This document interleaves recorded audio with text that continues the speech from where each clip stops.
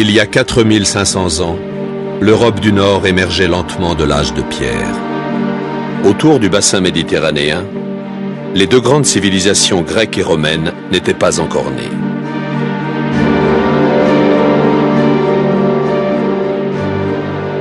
En Mésopotamie, l'Assyrie était encore loin d'avoir bâti son puissant empire.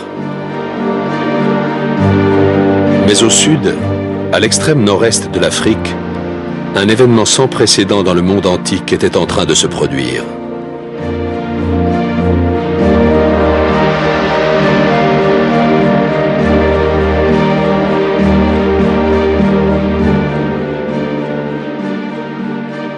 Sur les rives du Nil, en Égypte, s'élevaient 3 pyramides colossales, monuments à la gloire d'une civilisation éternelle.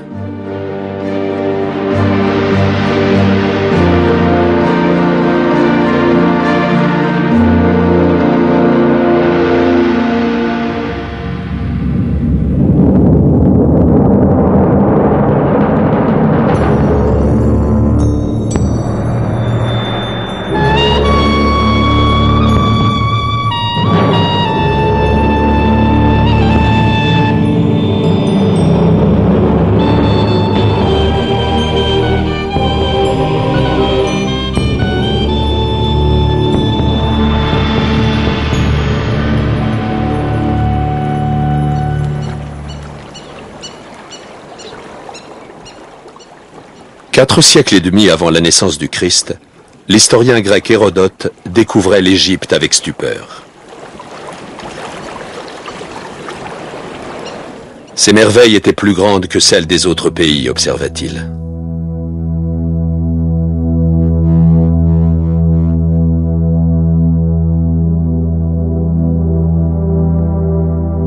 Les pyramides étaient les constructions les plus hautes du monde.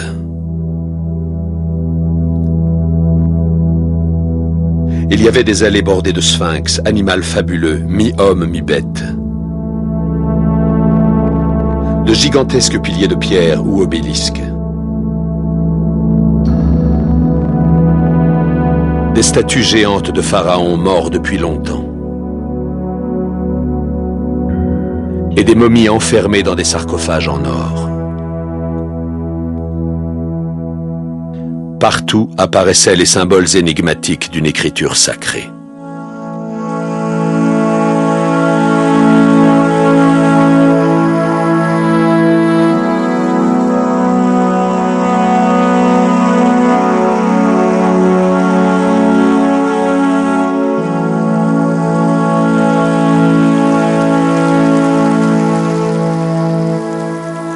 Aujourd'hui, franchissant les siècles, une civilisation qui a duré plus de 3000 ans nous parle encore du passé.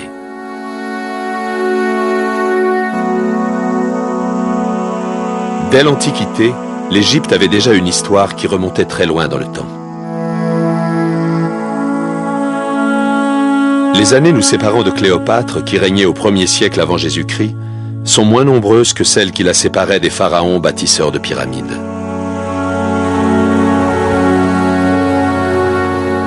La civilisation égyptienne est si ancienne qu'elle est longtemps restée énigmatique.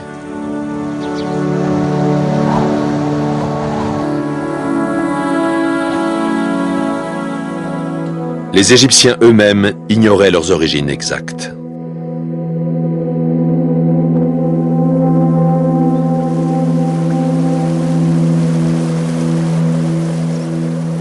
Hérodote a dit de l'Égypte qu'elle était le don du Nil.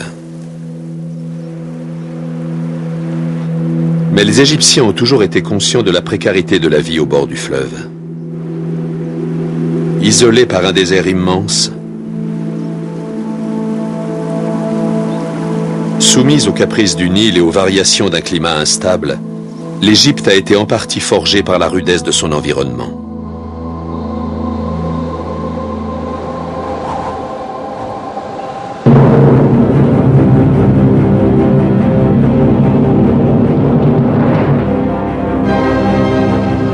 Les Égyptiens parlaient de chaos. Tapis dans l'ombre, des forces redoutables étaient prêtes à se déchaîner.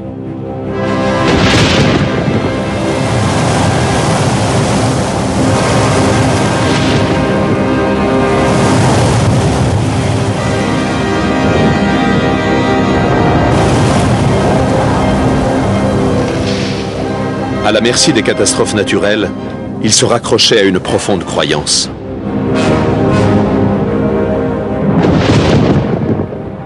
Les dieux voulaient l'ordre et non le chaos.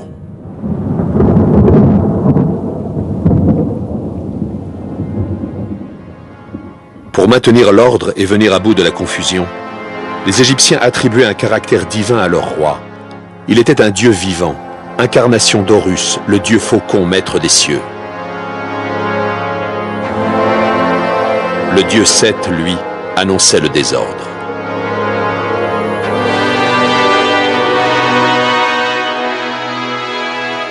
C'est cet éternel conflit entre ordre et chaos qui a présidé au destin de l'Égypte.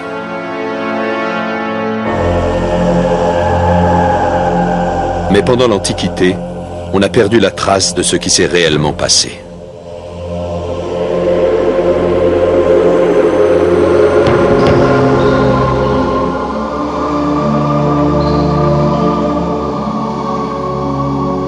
Pour le conte des pharaons grecs, au IIIe siècle avant Jésus-Christ, Manéthon, un prêtre, a entrepris de rédiger la première histoire complète de l'Égypte.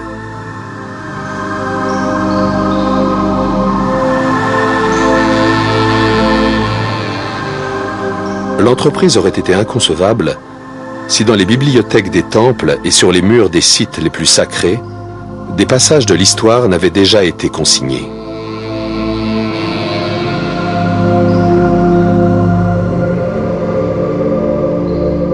Mille ans avant la naissance de Manéthon, Séti Ier avait déjà construit un temple à Abydos, dédié à Osiris, le dieu des morts.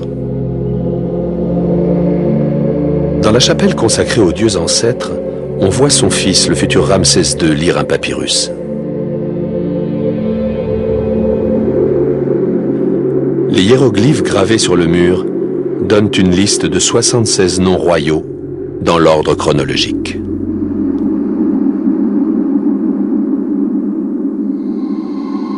Chaque nom est entouré d'un rouleau de cordes stylisées. Ce symbole, que les égyptologues nomment cartouche, désigne les rois. Ces souverains régnaient sur l'Égypte depuis 2000 ans.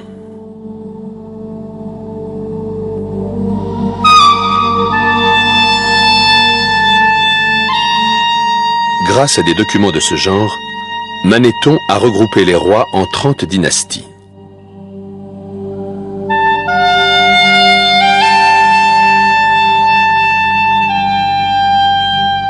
Le nom le plus ancien de la liste est Ménès. Le roi Ménès a fondé la première dynastie vers 3000 avant Jésus-Christ. Selon Manéthon, son règne a duré 60 années, pendant lesquelles il a repoussé les frontières égyptiennes. Pour finir, il aurait été acclamé avant d'être emmené par un hippopotame.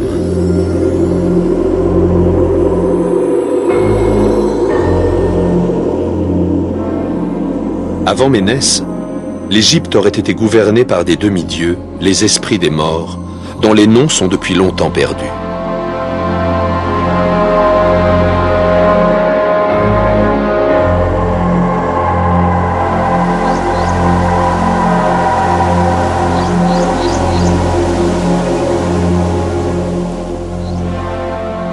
Les esprits des morts appartenaient-ils à l'histoire ou à la mythologie ? Où la civilisation égyptienne est-elle née? Contrairement à ce que l'on pourrait croire, ce n'est pas sur les rives du Nil.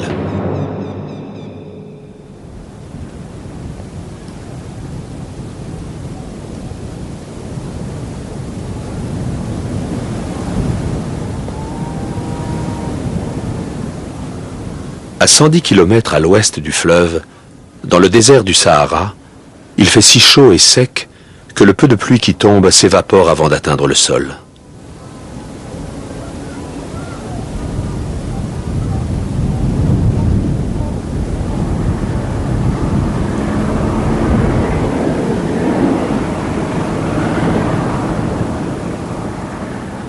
Dans ce paysage désolé vivait une tribu de nomades. Peut-être étaient-ils les ancêtres des pharaons.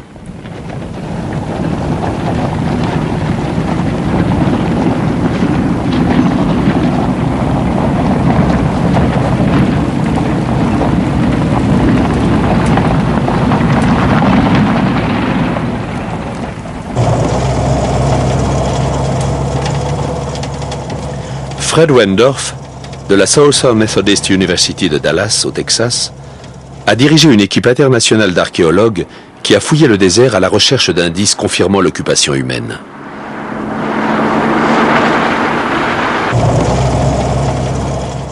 En 1974, ils ont trouvé un ancien village au bord d'une cuvette peu profonde appelée Nabta Playa.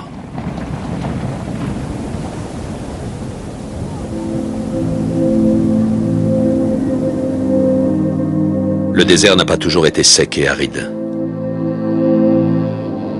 La datation au carbone 14 a révélé qu'en 8000 avant Jésus-Christ, la mousson de l'Afrique tropicale s'est déplacée vers le nord, augmentant les chutes de pluie dans le désert et permettant à des lacs saisonniers de se former.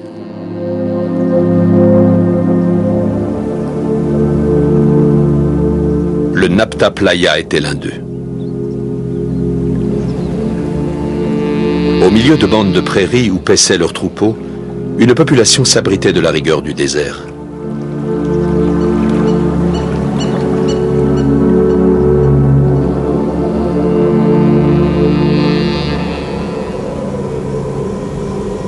Mais la pluie était imprévisible. Sans elle, le lac s'asséchait. 3 jours sans eau pouvaient signifier la mort.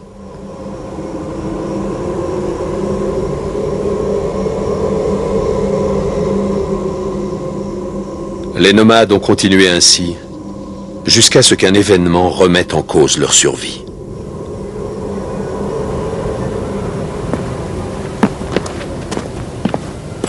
Le codirecteur de l'expédition, Romuald Schild de l'Académie polonaise des sciences, a découvert un petit cercle de pierre, un Stonehenge en miniature qui aurait 2000 ans de plus.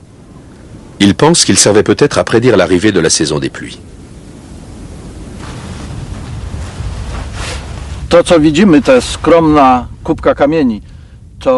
Cette modeste pile de rochers que vous voyez ici est en fait l'un des plus vieux calendriers jamais découverts. Celui-ci consistait en un cercle de pierre et 2 rocs debout alignés. Je les appelle les portes. Vous en voyez ici et là.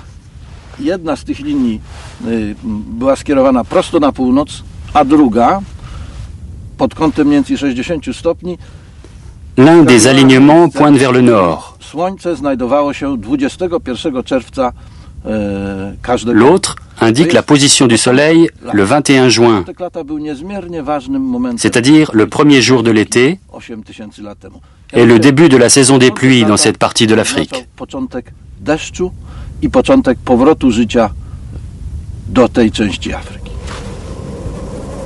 La découverte de ce calendrier n'était qu'un commencement.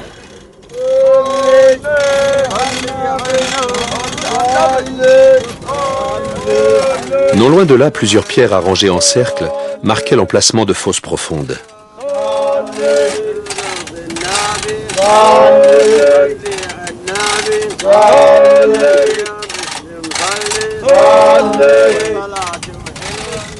Les rochers, qui pesaient pour certains plus d'1,5 tonne, n'étaient pas de Nabta Playa.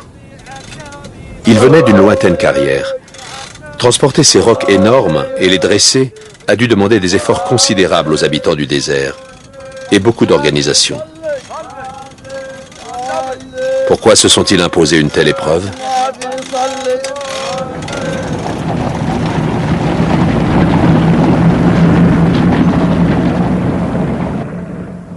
Fred Wendorf pense qu'il signalait la tombe d'importants personnages ou honorait leur esprit. Peut-être était-il assez puissant pour intercéder auprès des dieux et faire tomber la pluie.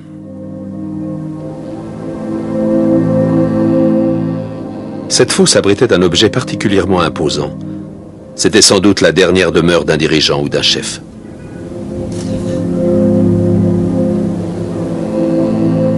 À première vue, l'objet ressemble à un simple bloc de pierre. Mais en l'examinant de plus près, Fred Wendorf s'est rendu compte que c'était une sculpture primitive.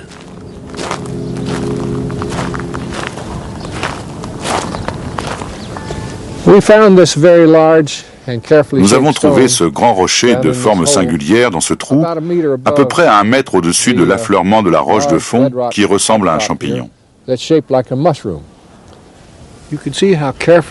Regardez comment les arêtes aiguës de la surface ont été travaillées et polies. Ils décidaient de la longueur de la pièce et faisaient des rainures sur ce côté, comme ici. En utilisant un coin, ils étaient capables de faire tomber des éclats juste là où ils voulaient. C'est un exemple de taille de la pierre impressionnant. Le travail a dû être long. C'est peut-être le signe d'une fascination précoce des Égyptiens pour les gros blocs.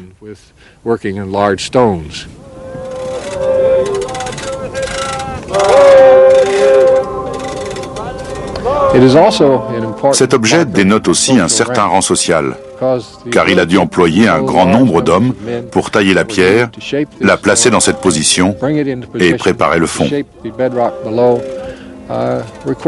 Il a fallu beaucoup d'hommes, et pendant une longue période pour accomplir tout ce travail. Cet individu avait donc un rang plus élevé que les autres.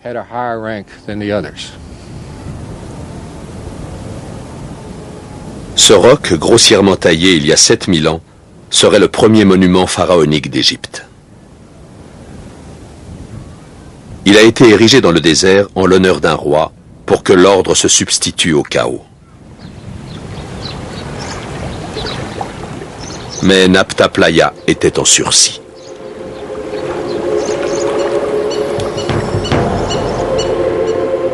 Vers 5000 avant Jésus-Christ, la mousson d'été s'est déplacée à nouveau, cette fois vers le sud. La pluie n'est plus tombée, et les oasis comme Napta Playa se sont définitivement asséchées.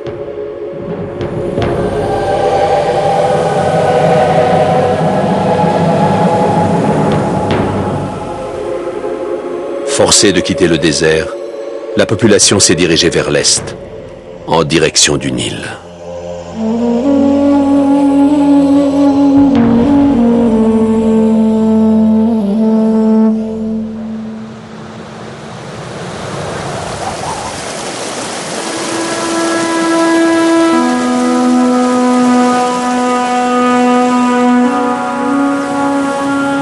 Le Nil, sang vital de l'Égypte.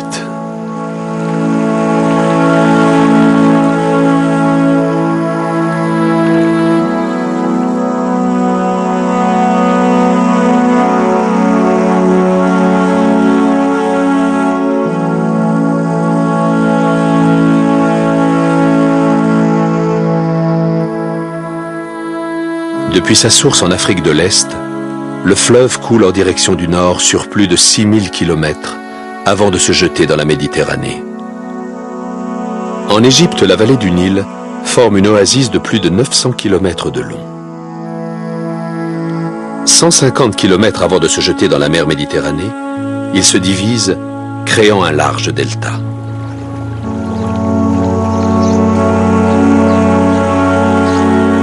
Au cours de l'histoire égyptienne, le Nil a toujours été à la fois une bénédiction et une fatalité. Une fois par an, gonflé par les pluies de la mousson éthiopienne, le fleuve déborde, puis laisse derrière lui une boue noirâtre, la terre noire des Égyptiens.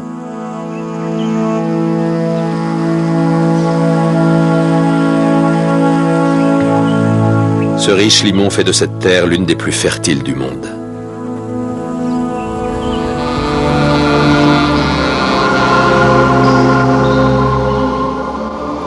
Autrefois, le fleuve était aussi imprévisible que la pluie du désert. Une crue trop importante pouvait détruire des villages entiers. Trop faible, elle entraînait la famine. Pour ne pas être le jouet du sort, les Égyptiens ont créé le premier calendrier du monde, basé sur 3 saisons de 4 mois chacune. C'est le modèle du calendrier que nous utilisons aujourd'hui. Cette fois, ce n'était plus le temps qu'il fallait prévoir, mais les débordements du Nil.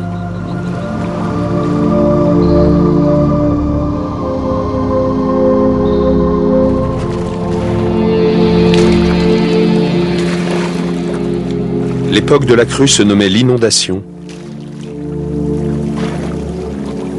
Quand l'eau se retirait, il était temps de cultiver.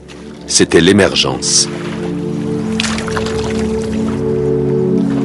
Et pendant la saison sèche, quand le niveau du Nil était le plus bas, venait le moment de la récolte.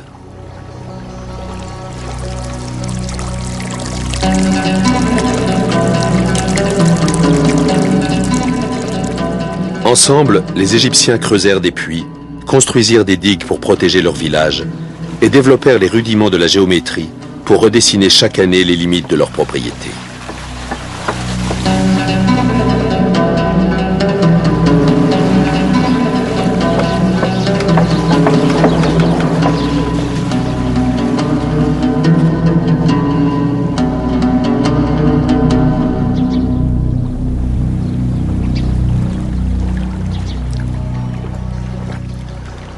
En 4000 avant Jésus-Christ, le peuple de Napta Playa se serait installé dans la vallée du Nil.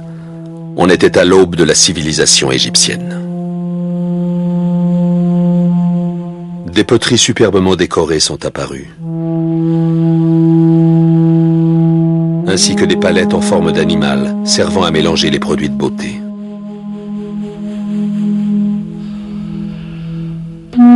Et des lames de silex d'une facture si parfaite qu'elles n'ont jamais été égalées. Certaines possèdent des manches en ivoire finement sculptées.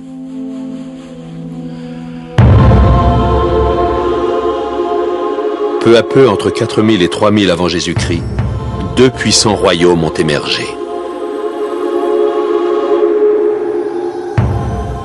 Le Nil coulant du sud au nord, le royaume qui s'est développé dans le delta du Nil s'appelle la Basse-Égypte. C'est la terre du papyrus.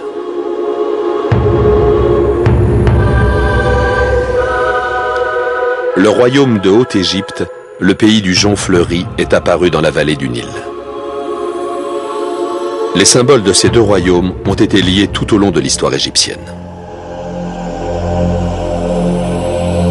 Leur association symbolise l'union de deux pays qui ont formé la première grande civilisation. Longtemps, les archéologues se sont demandé comment et quand avait eu lieu l'unification.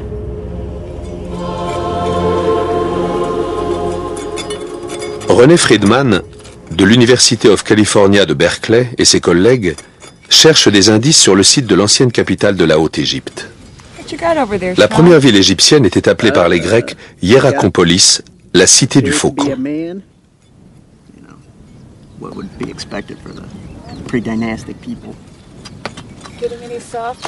Aujourd'hui, ces monuments et ces structures ont disparu depuis longtemps. À la place, des trous creusés par les pillards dénaturent le site.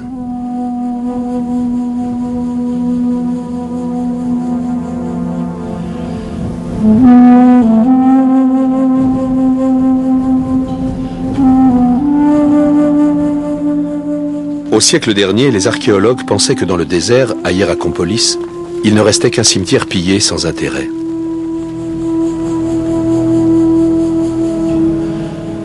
Ils ignoraient que sous le sable se dissimulaient de nombreuses informations.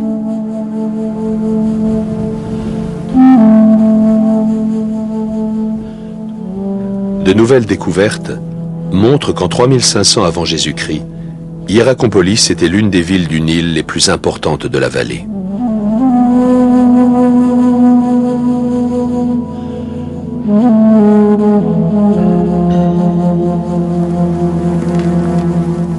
S'étalant sur plus de 3 km, c'était une cité animée où se mêlaient fermiers, administrateurs, artisans et potiers.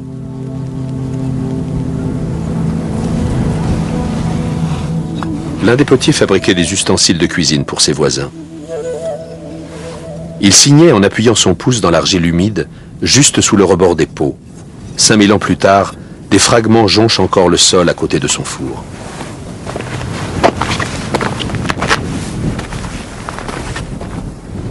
C'est grâce à un accident que sa maison a pu être identifiée.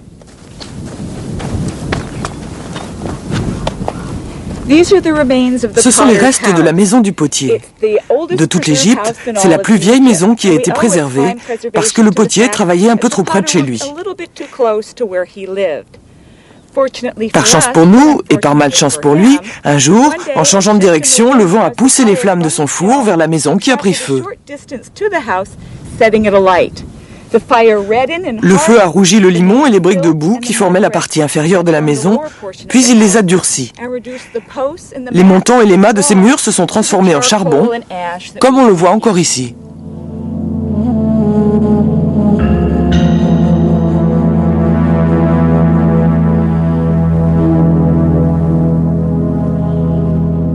Au nord de la ville, on trouvait un vaste complexe de boulangeries, les premières brasseries égyptiennes et des greniers pour entreposer le blé.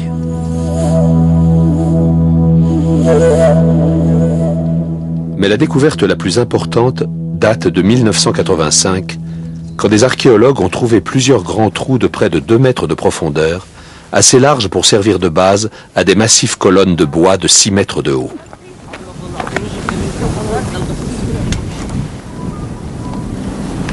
Ces colonnes formaient la façade d'un sanctuaire gigantesque qui dominait le temple et l'ensemble de Hierakonpolis.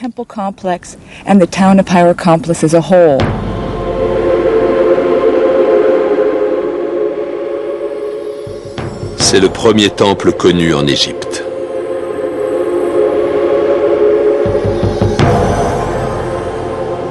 Nulle part ailleurs la puissance du roi n'était plus manifeste. Au cours des cérémonies rituelles, le roi, assis sur un trône, veillait au sacrifice d'animaux en l'honneur du dieu faucon Horus, protecteur de tous les futurs rois d'Égypte.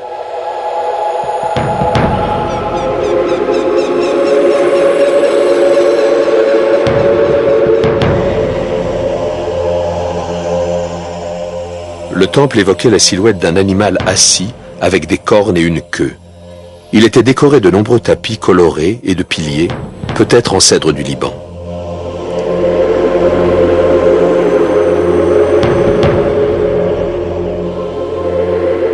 Les grands temples égyptiens construits plus tard ont été conçus sur le même modèle.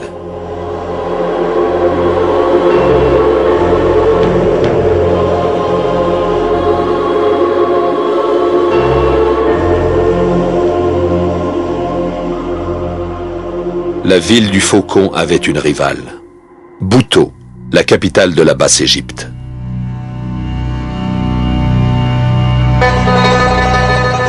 Située au nord du Caire actuel, dans le delta du Nil, tout ce qui reste de Bouto aujourd'hui est un énorme amas de terre et de débris.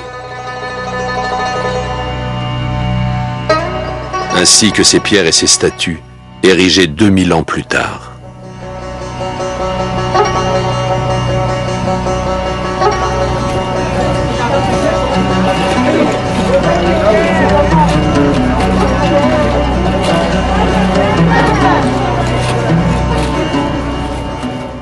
Dans cette fosse, les archéologues ont mis à jour des fragments de centaines de pots d'argile qui datent de la même période que Hierakonpolis, vers 3500 avant Jésus-Christ et plus tôt. Les poteries sont des sources de renseignements précieuses pour les égyptologues. Les styles changent d'une époque à l'autre et on peut déterminer l'âge d'une culture en étudiant l'évolution des motifs.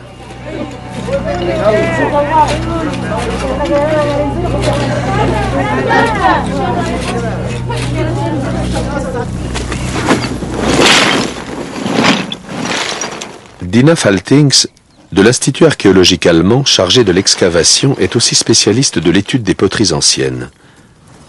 En rassemblant les fragments et en les comparant aux poteries de Hierakonpolis, elle a fait une découverte surprenante.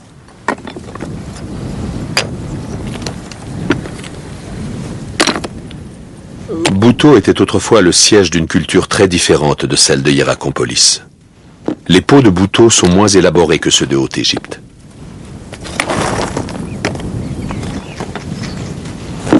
Au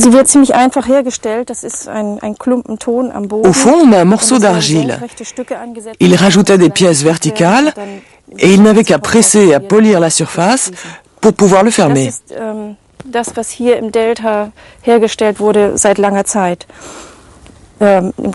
Nous avons aussi trouvé des pots importés de Haute-Égypte comme celui-ci. Sa forme est très gracieuse et il est de qualité. Cela s'entend. Il est plus étanche. La technique est plus évoluée.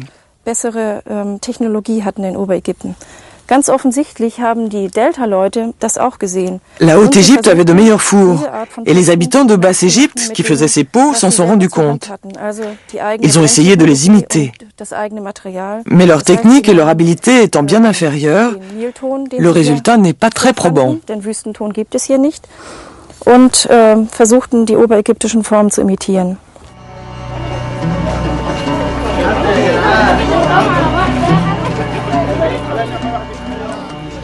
Le travail de Lina Faltings à Buto révèle qu'en 3200 avant Jésus-Christ, la culture de la Haute-Égypte s'était répandue en Basse-Égypte. Les deux royaumes n'en formaient plus qu'un.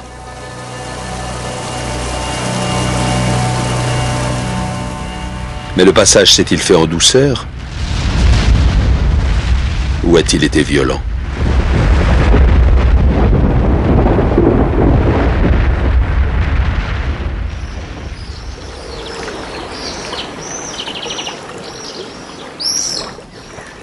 La réunion des deux royaumes du Nil a été une étape majeure pour la civilisation égyptienne. Mais son déroulement est longtemps resté mystérieux. Le seul indice dont disposaient les archéologues était un objet découvert à Hierakonpolis en 1898. Cette palette de cérémonie en schiste date environ de 3100 avant Jésus-Christ.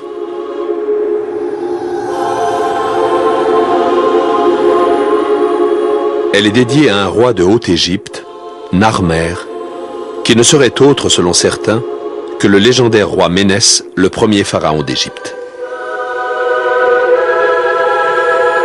Sur une face, ce roi portant une couronne terminée en bulbe frappe un prisonnier en présence d'Horus, le dieu faucon de Hierakonpolis.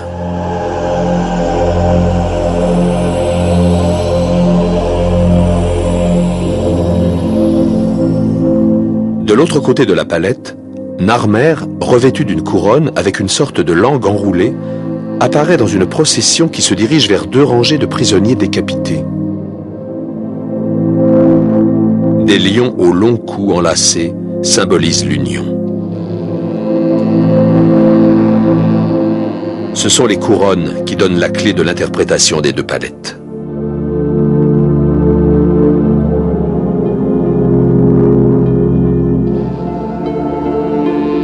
En Haute-Égypte, le roi porte la couronne blanche, au sommet en bulbe, alors que celle de Basse-Égypte est rouge, avec l'appendice enroulé. Ensemble, elles forment une double couronne, signifiant que le pharaon est devenu le maître des deux terres.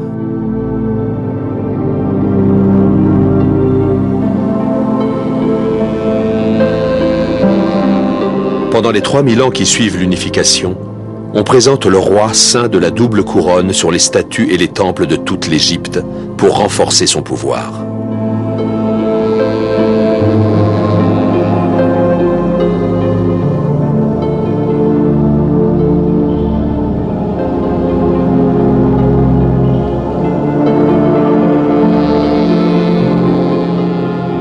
La palette de Narmer semble confirmer que l'unification résulte d'une conquête militaire.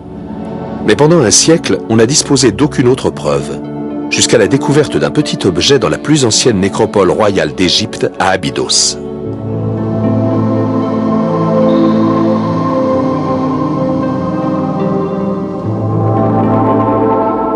Les Égyptiens pensaient qu'Osiris, le dieu des morts, reposait dans ce cimetière au sol parsemé de débris de poterie.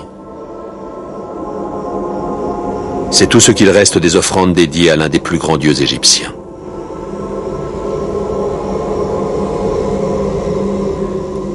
Bien avant que les pharaons ne fassent construire des pyramides ou creuser leurs tombes dans la vallée des rois, les premiers souverains d'Égypte se faisaient enterrer ici, dans de grands tombeaux en briques.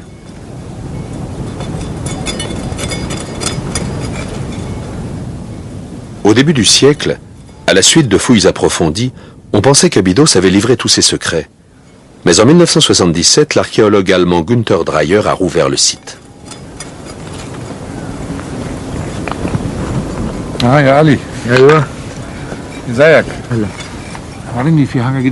Depuis, avec son équipe, il a exploré à nouveau les tombes de nombreux rois, y compris celle de Narmer. أيوة أيوة ماسك كويس. أيوة.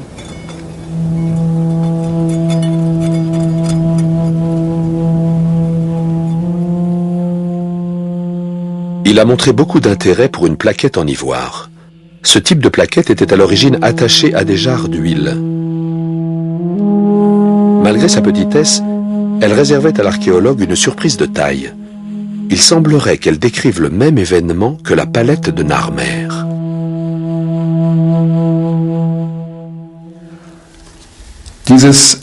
C'est une plaquette d'ivoire du roi Narmer, découverte près de sa tombe. Ces plaquettes servaient à indiquer la date où l'huile avait été expédiée. À cette époque, les dates étaient indiquées par le nom de l'année, nom choisi en fonction des événements majeurs survenus au cours de l'année. Dans ce cas, c'est une victoire du roi Narmer sur le peuple du Delta. C'est sans aucun doute le même événement que relate la palette de Narmer. Nous pouvons donc en déduire qu'elle fait référence à un événement historique qui a eu lieu une année précise.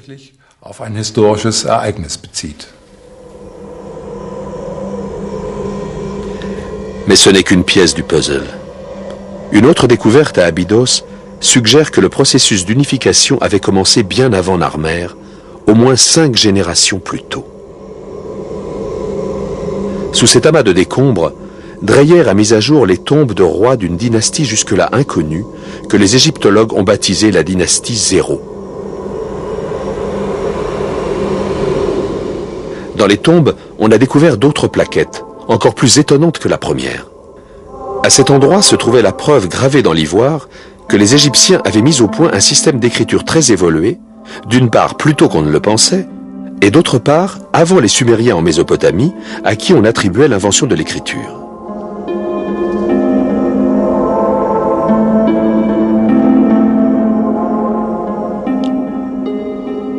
L'écriture sumérienne la plus ancienne, telle qu'on la voit ici, était un système qui reposait sur de simples images et des nombres.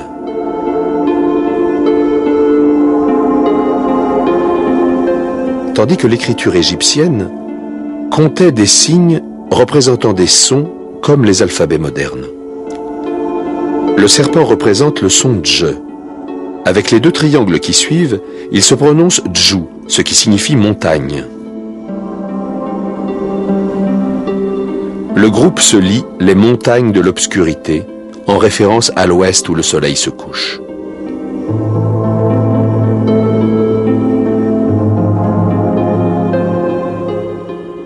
Les hiéroglyphes sur les autres plaquettes indiquent que le roi percevait déjà des impôts en Haute et Basse Égypte. Cela signifie donc que l'unification avait déjà eu lieu.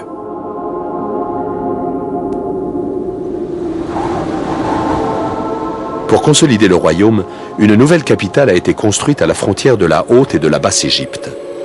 Fondée par le roi Ménès, qui historiquement serait le roi Narmer, Memphis est devenue la ville la plus importante du pays.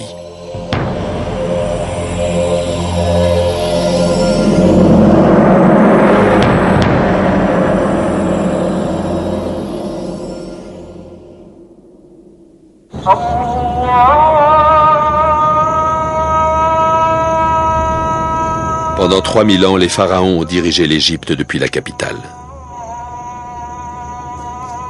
Aujourd'hui, il n'en reste que des ruines, mais aucune ne date de l'époque de Narmer. Les égyptologues ont longtemps tenu pour acquis que l'ancienne capitale avait toujours été située à cet endroit.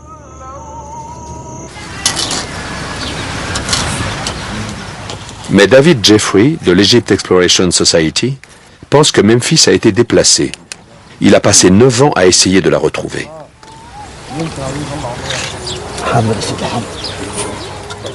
Avec l'aide d'une simple foreuse manuelle, il a extrait une dizaine d'échantillons dans les champs à 3 km à l'ouest des ruines.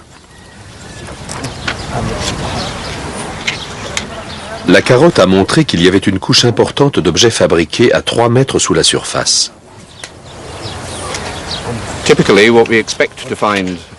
Exactement ce que nous pensions trouver dans ce type d'endroit. À quelques mètres en dessous, il y avait des poteries dans la couche de limon la plus profonde. Des poteries datant environ de 3000 avant Jésus-Christ. l'époque des premiers rois de l'Égypte unifiée. Cela prouve que la capitale a été fondée sur ce site.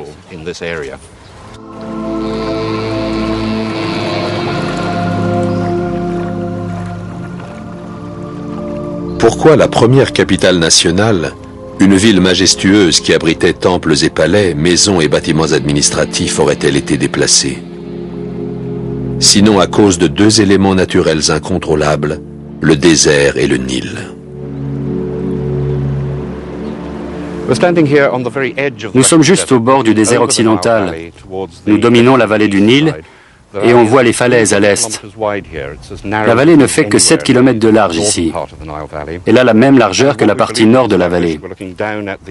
D'après l'endroit où nous avons fait des prélèvements, nous avons établi que le fleuve coulait très près du désert et que la ville se trouvait tout au bord, juste en dessous de l'endroit où nous nous trouvons. Le désert occidental avançait et en même temps le fleuve se déplaçait vers l'est. La ville a donc suivi le Nil jusqu'à Miktraïné, un site de ruines à environ 3 km de l'autre côté de la vallée.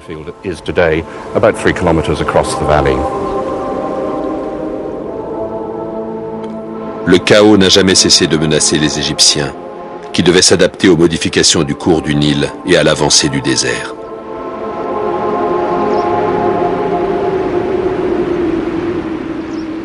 Pour se protéger, ils ont placé leur foi en un homme et dans la puissance des dieux.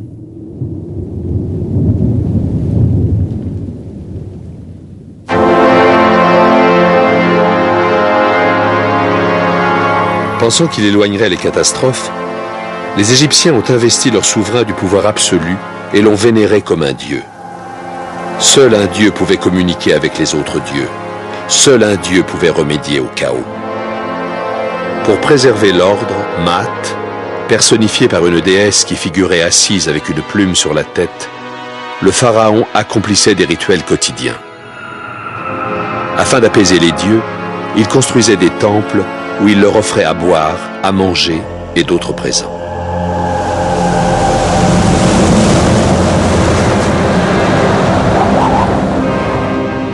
Mais le chaos pouvait prendre bien des formes. Il se manifestait sous la forme d'un violent orage, d'une tempête de sable venue du désert, ou sous les traits d'un ennemi étranger.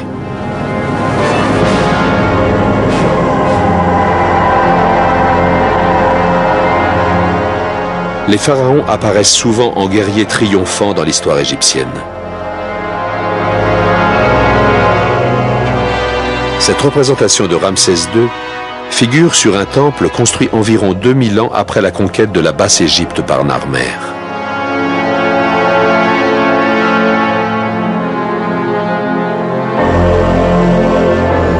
Les pharaons supervisaient probablement leur campagne militaire de loin. Et cette image est sans doute plus symbolique que réelle. C'est un message destiné à montrer que le roi a rempli sa mission sacrée, préserver Maat, l'ordre divin.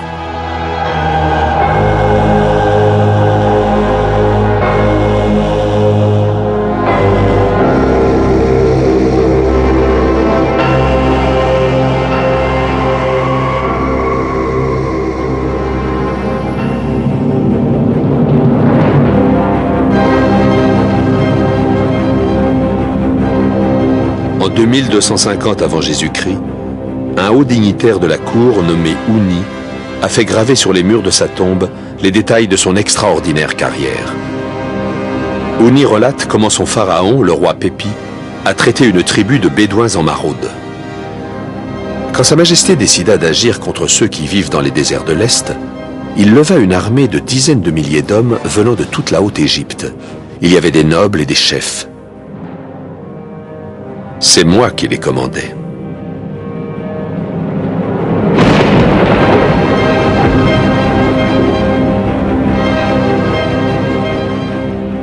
Cette armée revint en paix après avoir ravagé le pays des nomades des sables, détruit ses forteresses, incendié toutes ses maisons. Sa Majesté m'a félicité au-delà de toute attente pour mon action.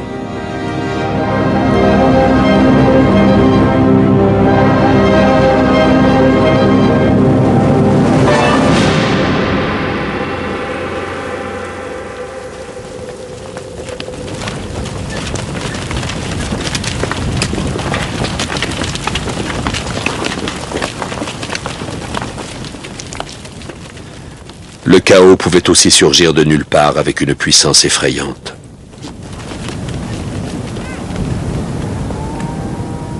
Pas très loin de l'ancienne Memphis, dans une carrière de pierre, à Elwan, à une trentaine de kilomètres du Caire, se trouve le plus ancien barrage du monde. 4000 ans après, il est difficile de se représenter ce que devait être cet énorme amas de pierres, mais on sait qu'il faisait partie d'un grand projet destiné à contrôler les crues du Nil. Fasciné par la technologie des premiers Égyptiens, Gunther Dreyer a étudié le barrage. Il a fallu 10 ans pour le construire. Ils ont dû hisser 80 000 mètres cubes de roches. Ce barrage était une tentative pour tenir le chaos en échec. Malheureusement, le projet a échoué. Le barrage traversait l'Oued de là-bas jusqu'ici. Il faisait une centaine de mètres de long et presque 13 mètres de haut. Il était relativement solide. Si on représentait une coupe transversale, voilà à quoi elle ressemblerait. À la base, le barrage mesurait environ 90 mètres et au sommet 45. Il se divisait en 3 parties. Au milieu, il était rempli de sable. Et de chaque côté, il y avait des pierres brutes avec un revêtement de dalles de calcaire taillées.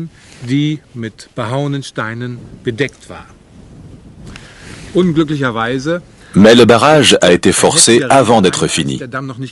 L'eau est passée par-dessus et a détruit la partie inachevée. Quelques minutes plus tard, les flots ont dévalé l'Oued, détruisant toutes les installations, éliminant d'un coup l'ouvrage de 500 hommes pendant 10 ans.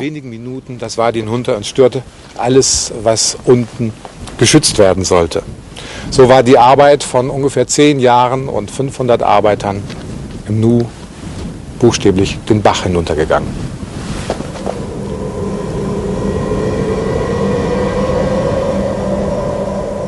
La catastrophe rappelait tragiquement aux Égyptiens qui l'avaient construit le caractère destructeur des éléments naturels et la nécessité d'une vigilance de chaque instant.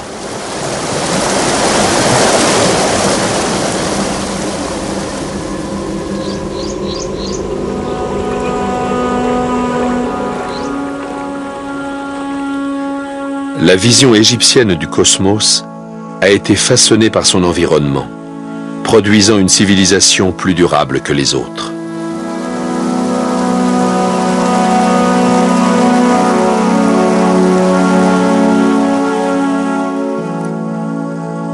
Au centre était le roi.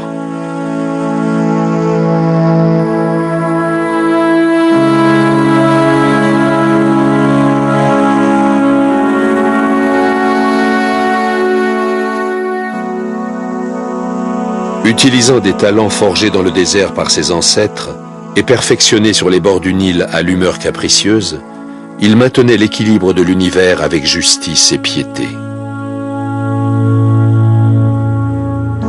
Il combattait les invasions de la nature comme les soulèvements sociaux et s'attaquait même aux forces surnaturelles.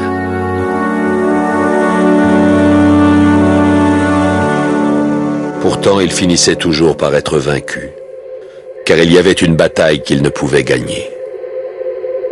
Tout dieu qu'il était, le roi était aussi un homme. Et il devait mourir.